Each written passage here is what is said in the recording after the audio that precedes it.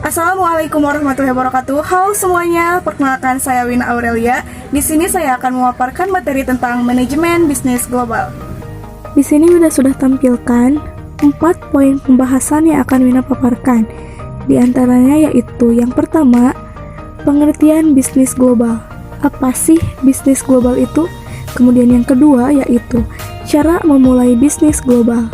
Yang ketiga, alasan bisnis global. Dan yang terakhir yaitu contoh pasar global.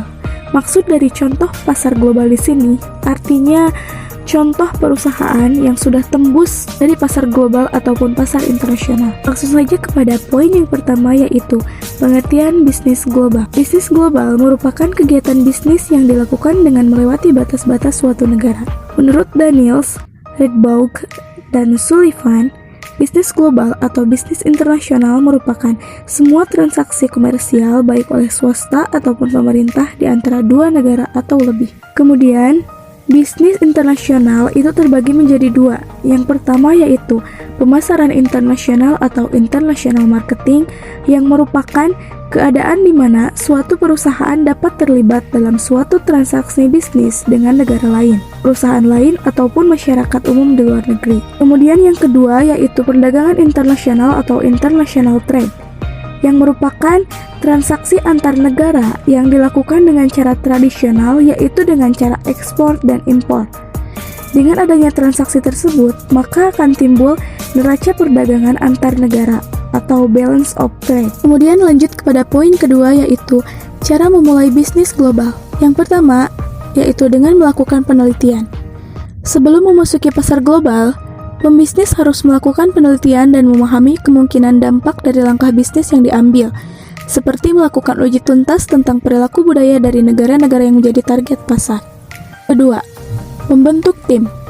Dengan membentuk sebuah tim, tentunya sangatlah penting bagi seorang pebisnis, karena jika ingin organisasi bergerak maju, kita perlu adanya kerjasama dan dukungan dari orang lain yang dapat membantu kita di dalam pelaksanaan bisnis, juga untuk memandu dalam membuat keputusan. Lalu yang ketiga, membangun hubungan dekat dengan pebisnis lokal. Sebelum terjun pada bisnis global, alangkah baiknya kita harus bekerja sama dan menciptakan hubungan baik dengan perusahaan lokal. Karena dengan itu, agensi-agensi ini akan meminimalkan risiko finansial dari merambah ke dunia bisnis baru. Next, yang keempat, pelajari sistem pajak dan hukum. Untuk meminimalkan atau menghindari risiko komersial yang tidak perlu, kita harus memahami persyaratan hukum pada setiap negara agar bisnis yang kita bangun bisa mendapatkan hukum yang benar. Amati dan penuhi semua persyaratan ketat yang ditetapkan oleh pemerintah. Lalu yang kelima, persiapkan pemasaran dan layanan. Jika sudah mendapatkan dokumen hukum yang tepat, kita harus memulai memasarkan barang dan jasa secara global.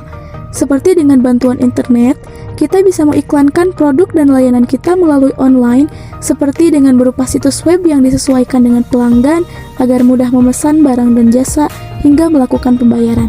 Serta persiapkan pula pengiriman ke negara-negara tersebut dalam waktu yang ditentukan. Selain daripada itu, agar bisnis atau produk dapat berkembang dan diterima di pasar global, kita harus menjual produk dan layanan dengan kualitas yang tinggi untuk memuaskan konsumen terhadap produk atau layanan yang kita jual. Baik, lanjut kepada poin yang ketiga, alasan perusahaan melakukan bisnis global. Di antaranya, yang pertama, produk di dalam negeri sudah mengalami tingkat kejenuhan dan bahkan sudah mengalami tahapan penurunan, sedangkan yang di luar negeri justru sedang berkembang. Kemudian yang kedua, persaingan yang terjadi di dalam negeri justru lebih tajam dibandingkan dengan persaingan terhadap produk tersebut di luar negeri. Yang ketiga, mengembangkan pasar baru ke luar negeri merupakan tindakan yang lebih mudah ketimbang mengembangkan produk baru di dalam negeri. Dan yang terakhir, potensi pasar internasional lebih luas ketimbang pasar domestik. Dan finally, poin terakhir, contoh perusahaan Indonesia yang menembus pasar global. Di antaranya, yang pertama, PT Sumber Alvaria Trijaya Tbk atau lebih sering kita kenal dengan sebutan Alfamart. Alfamart adalah toko swalayan dari Indonesia dengan lebih dari 10.000 toko di Asia Tenggara. Kemudian yang kedua ada Indomie. Indomie adalah merek mie instan yang diproduksi oleh perusahaan Indonesia PT Indofood CBP Sukses Makmur Tbk. Indomie didistribusikan di Australia, Asia, Afrika, Selandia Baru, Amerika Serikat, Kanada, Eropa, dan negara-negara di Timur Tengah. Kemudian yang ketiga ada Kopiko Kopiko merupakan merek permen rasa kopi dari Indonesia yang diproduksi oleh Mayora Indah. Permen Kopiko saat ini tersedia di lebih dari 80 negara di seluruh dunia.